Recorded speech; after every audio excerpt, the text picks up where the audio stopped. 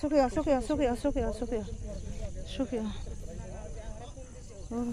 ভগবান সেই ভগবান শ্রমিক সমুদ্র জন্মভূমি দেখছে, জন্মস্থানও দেখছে।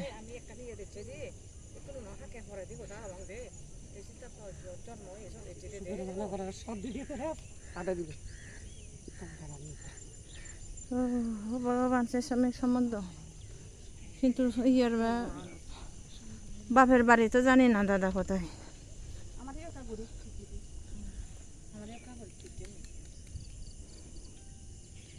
মোরে বান্ন দিচ্ছি সেন হিয়ানি উড়ি করে তাই ভিজে তুন নলাই দি সেলফি মারতে দোল ন বসে। ও আচ্ছা, সেই ভগবান শ্রমিক সমুদ্রের জন্মভূমি দেখছি। হন জন্মর পুণ্যর ফল ইনি ভোগ করিলে। ভগবান বুদ্ধর জন্মস্থান আমি এসেছি। নমস্তে বান্তে, নমস্তে বাংলাদেশ। হ্যাঁ,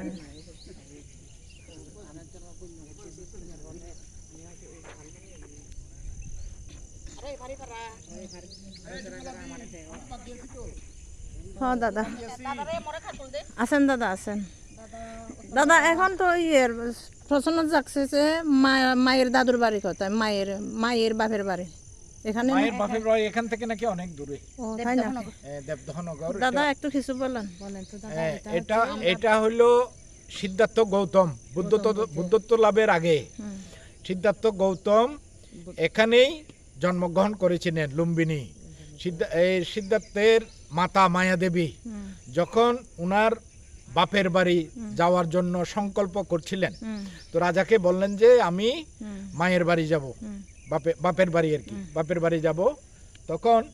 তখন রাজা শুদ্ধোধন উনার ইয়ে সহ এই সখী সখা সহ পুরো মানে পূর্ণ ইয়াতে বাপে এই মায়া দেবীকে বাপের বাড়ি যাওয়ার জন্য অনুমতি দিলেন। তো এখন ওই কপিলা বস্তু রাজবাড়ি থেকে বাবার বাড়ি হলো দেবদহনগর। দেবদহনগরে যাওয়ার পথে এই লুম্বিনী কাননে মায়া দেবীর একটু ইচ্ছা হয়েছে এখানে একটু বিশ্রাম নেবেন। বিশ্রাম নিতে গিয়ে এখানে এই প্রসব বেদনা উঠছে। উঠার পরে এখানেই মায়া দেবী সিদ্ধার্থ ভূমিষ্ঠ হয়েছেন এই জায়গায়। তো এটা নাম হলো লুম্বিনী। এবং এই সিদ্ধার্থের জন্মের এটাকে মানে মন্দির করছে, এখন এটার নাম দিয়েছে, এই জন্য এটার নাম হয়েছে মায়া দেবী টেম্পল। এটা হলো ভগবান বুদ্ধের সিদ্ধার্থ গৌতমের জন্মস্থান।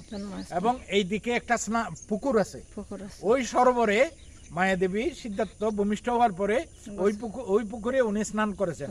ওই পুকুরে আমরা এখন যাব, এটা দর্শন করে আমরা এখন ওইটাতে আপনারা জানেন না, ছবি তুলে পরে তোলেন।